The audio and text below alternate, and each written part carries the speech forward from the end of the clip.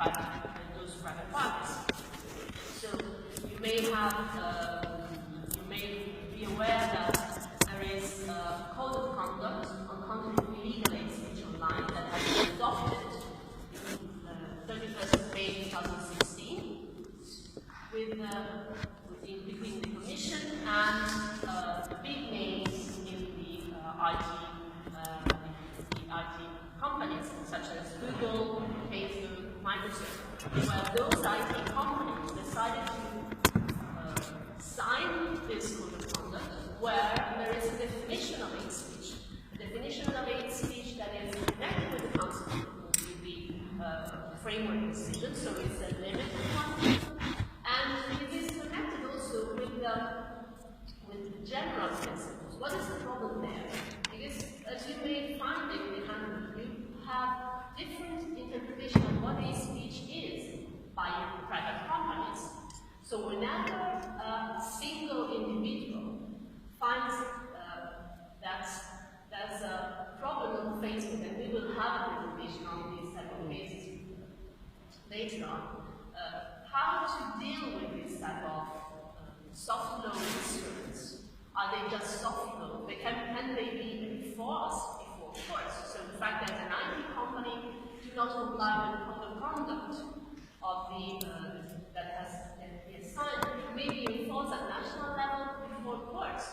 Can these documents be used as an argument by lawyers in order to be sure that this is an issue that should be taken into account by the court in order to make sure that there was not compliance, the IT company was not compliant? So these are issues that may emerge in the future because obviously this type of approach may have an impact in the practice, in the future practice. And then again, and this is one of the elements that I was already mentioning, is the fact that the jurisprudence by the Court of Justice regarding hate speech is very limited. We have the most relevant issues here are related to the cases decided by the Lithuanian Communication Authority, where the decision to limit the broadcasting and the broadcasting of a Russian broadcasting channel in the Lithuanian country was decided on the basis of hate speech, of the problem of hate speech. So there was a decision taken by the Communication Authority that was referred by the Commission, and now there is a preliminary reference sent by a Lithuanian court saying that, well, there's a regulation that imposes this limitation on, there's a clear framework for the freedom to provide services from one country to another. But what happens if it's something that is internal? So I'm limiting the same, I'm applying the same rules within the European country. So what is the impact of a regulation of this kind of act within the boundary of a single country?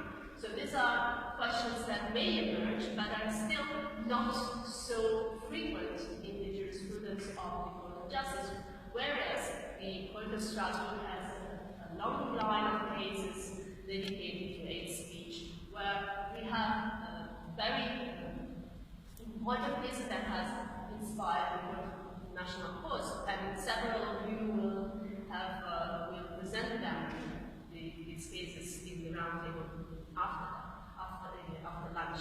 So these are the important elements that I would like to highlight.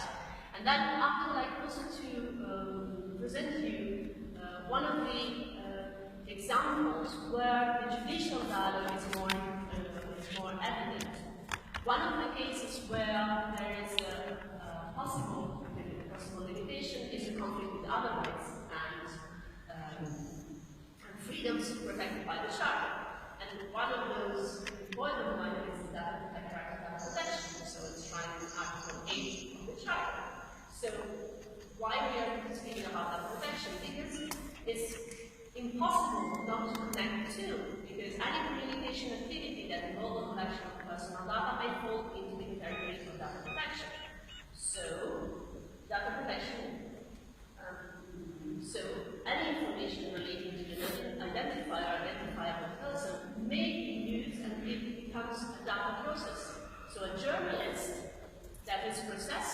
information in order to write its own article is just processing data. So it should comply with the legal framework related to data protection. But in that case, there may be conflicts. And those conflicts are included, are taken into account in the legislation related to data protection. So in the general data protection regulation in force, we have 2 articles dedicated to those possible conflicts. So the case where a journalist is allowed to use personal data without consent, but also the cases where these legal and legitimate data processing may have an impact on the life of the person in a subsequent period of time, where there is possible that my decision to erase content may affect the right of the audience to receive information, because let's remember, freedom of expression is not just an active, has not just an active meaning, but it's also passive meaning. So it's the right to receive information that are important or that are steering the public debate. So this is clearly, I mentioned what I'm hinting to, the case of the right to be forgotten, or the right to be delisted more correctly. Because in the Google Spain decision in 2014, the Court of Justice just hinted at the problem of freedom of expression without really looking at this balancing exercise. But at national level, this balancing exercise was then taken into account more deeply, and those criteria that are defined by the Court of Justice regarding the fact that processes of data that is inadequate, irrelevant, excessive, so might also be compatible with the directive. So the fact that this information is no more updated or is no more relevant for the life of the person. So for instance, there's a problem that occurred 10, 15 years ago, etc. It's something that is no more relevant, excessive. But what happened after the decision? We may say that in the general data protection regulation, there was already the idea of including the right to be forgotten, but obviously the decision in 2014 was the trigger to have the article 17 of the general data protection dedicated to right to be forgotten. It was really a push towards this inclusion. But also, this may be the first level, but we may see also the impact at national level. So the courts in Spain are more and more deciding cases related to this conflict between data protection and freedom of expression in Spain, but not only in Spain. This occurs also in several other countries. So we may see that, and we will be finding in the case sheet dedicated to the Google Spain case, that there are the conforming interpretation of several courts that are from mentioning just 2 of them, the Tribunal de Grande Instance de Paris in 2014, referring the case of just conforming the interpretation, so taking the criteria and adapting to them, and adapting their own jurisprudence to them. So the Netherlands, District Court of Amsterdam, the Hague District Court, with different results. Because they were taking the criteria are there, but they can be framed differently by the courts. And one of the important issues that emerged is the fact that the scope of application, of the decision had been interpreted by the courts at national level. So the Google Spain decision was related to the search results in Google. So the search results in a specific context.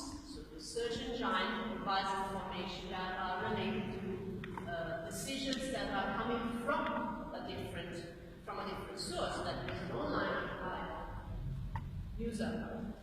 What they could do at national level, they decided to extend interpretation and apply the same reasoning to online user archives.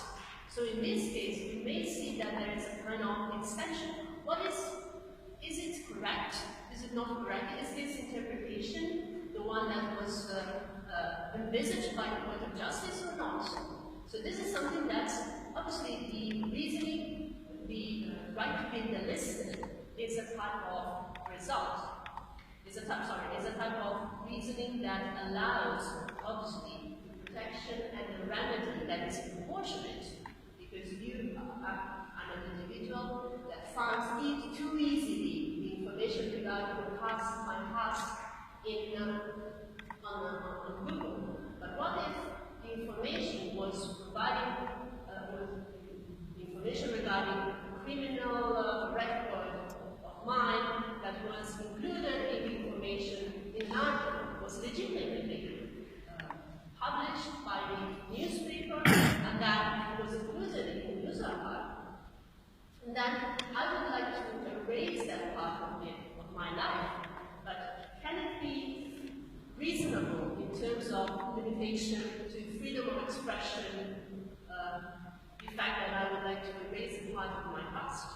So is the right thing got to correctly balance in this case with freedom of expression and freedom to part of the information, to the limitation to the right to information? So these are the two elements that they are taken into account by the courts in their own decisions. And so also the last part of the discussion, the very last point that I would like to mention, is the fact that not only the balancing exercise is important, but also the remedy that is provided is important. What is asked by the party? Sometimes it's not so clear that I would like just to erase the information from, keeping to the example, erase the information regarding my past. But how? Should I anonymize the information so it's just my name that is erased? Or should I completely erase the article? I'm asking to erase the article. And in this case, the court has a difficult exercise because the court decides what is the proportionate remedy. So even in the definition of the remedy, it's important to take into account this proportionality exercise. So I'm concluding on this point, and I really hope that the discussion during these 2 days will make more questions and more issues to be included in the exam. Many thanks.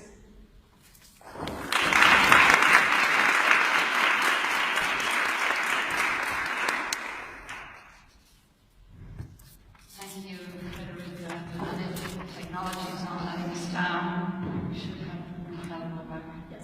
stand by and go straight into that.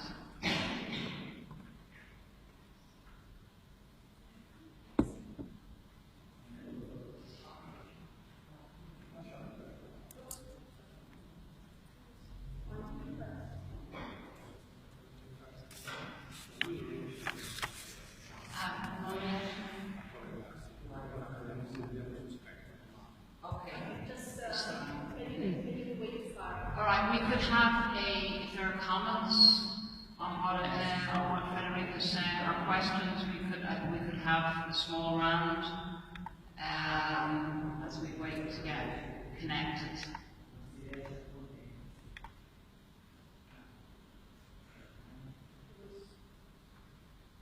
Just yes. Only one question, just to be sure that we recognize together. We will record the discussion, but it's just for the files and to take notes and making sure that I will remember the meetings that you mentioned, and we will chase you after that in order to be sure that you provide me the correct reference. So be sure that none of what is recorded will be used after that. We are on track now, so there's no problem of referring to any of your sensitive cases. Okay, thanks for that important clarification. Professor Bindi, would you like to make a comment? It's okay? Oh, she... The acoustics are quite bad here. So Okay, it's only my comment. There's nothing related to, it's not a question. So, that's fine. When you talked about the legal framework of 2009-13, so you made a reference to a soft law. So I worked in the European Commission in enforcement of legislation. I worked in 4 departments of European Commission and in 2 executive agencies, and I worked both on policy development and enforcement of legislation. So it's quite everywhere recognized that there is a difference and a step from soft law and hard law. When the line passed from soft to hard can be implemented in member states. If not, it's development of legislation. There's no means to possibly I was not implement. sufficiently clear. I was mentioning that there is a concept regulation decision that is a legal document that has to be implemented by member states, and this is a case. This is one element, so it's the reference point for the implementation of the framework related to racial and discrimination, the incitement to hate.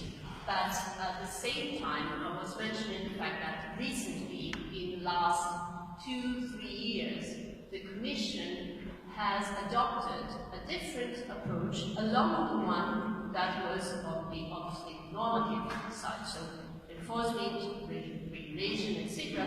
But given the problems related to this, in particular to online illegal content, there has been a trend towards using forms of co-regulation.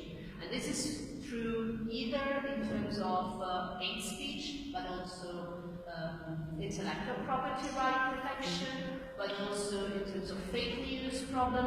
It's the, we will have also tomorrow the presentation of Professor Bruning tomorrow. That was the the president of the high-level group that was set up on fake news. And in that case also the threat of regulation was behind the adoption of co-regulatory tools. Co-regulatory tools are perceived as less invasive forms of steering the behavior of private parties, because they engage them into a discussion on what are the principles, what are the possible solutions to problems. And in this case, it's very relevant to see that this is a step before getting into the regulation, into hard law. Yes, it's not this that I was. Okay, sorry.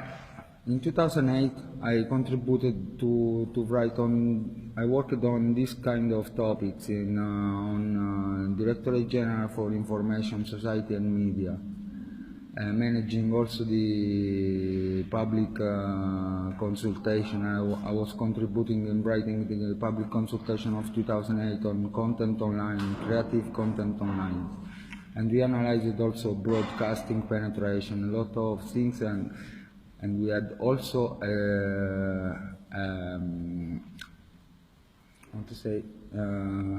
task force unit working on expression, on freedom of expression in general. Even if an authority working on this kind of issues, for example, on which kind of jurisdiction applies to a provider that is providing a service from England and as a user in USA that is doing something that reflects a problem on a member state of European Union. and finding who is the actual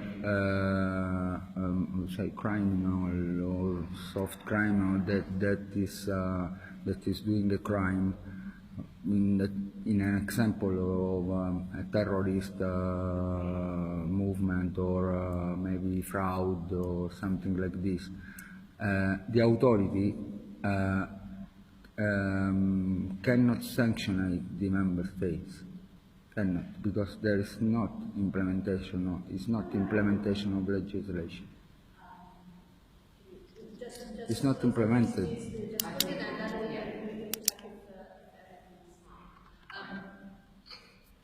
You're right, there are some of the soft law instruments, that is the issue that I was mentioning, the soft law instruments that are currently fostered by the Commission are difficult to be enforced.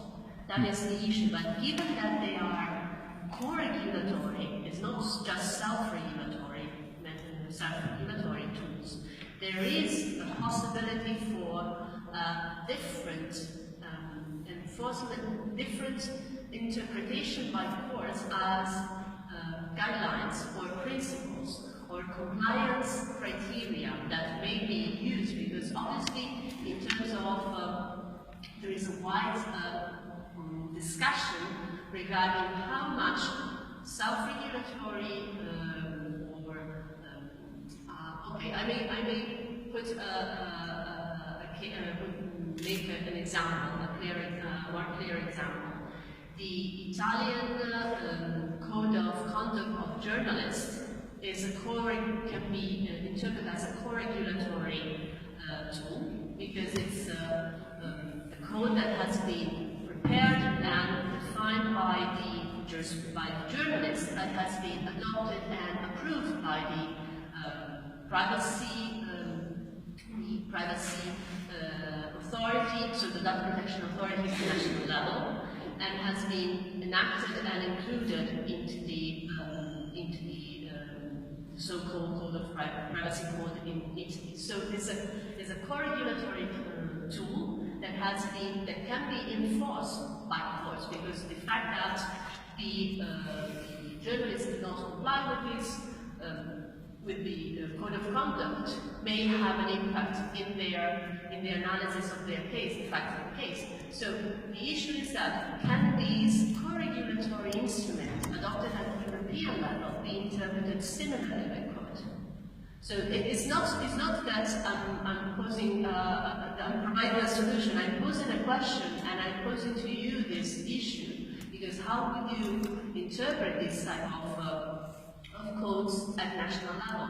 Would there be a case for an individual that has been subject to hate speech at national within a social platform, to make reference to the fact that the social platform has its internal terms of service, contractual agreement, including the fact that hate speech is prohibited, and then he signed the code of conduct of the Commission, and then he didn't comply to that? What happens? If still soft law, I think that the mean that he can use is to join others and doing a petition to European Parliament at European level, and if it's already a hard law, so you can address to European Data Protection Supervisor, and at that point European Data Protection Supervisor will pass to the enforcement units of European Commission for enforcing.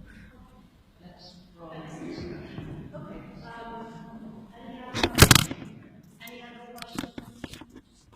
Okay, so let's wait a couple of minutes. So if I